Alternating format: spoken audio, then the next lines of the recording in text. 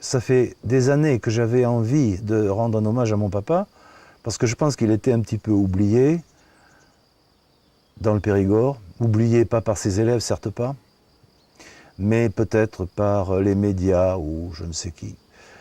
Il donnait toujours à l'autre l'envie de découvrir un livre, un passage de livre, une musique ou une œuvre d'art. Bon, on parlera plus tard des artistes qu'il a tant aimés et dont il m'a parlé, bien sûr.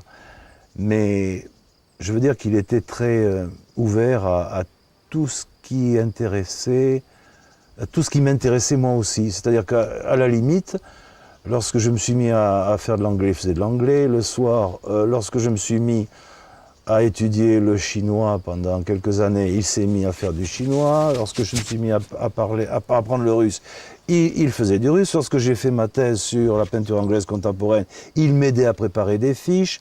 Bon, il était toujours à côté de moi. Même lorsque j'étais loin de lui, je veux dire, lorsque j'étais enseignant à Bordeaux, il travaillait pour moi. Bon, c'est vraiment un père qui était un frère, un véritable, un ami, un frère. Je ne peux pas parler plus affectueusement de lui que je le fais aujourd'hui. Il est dans mon cœur.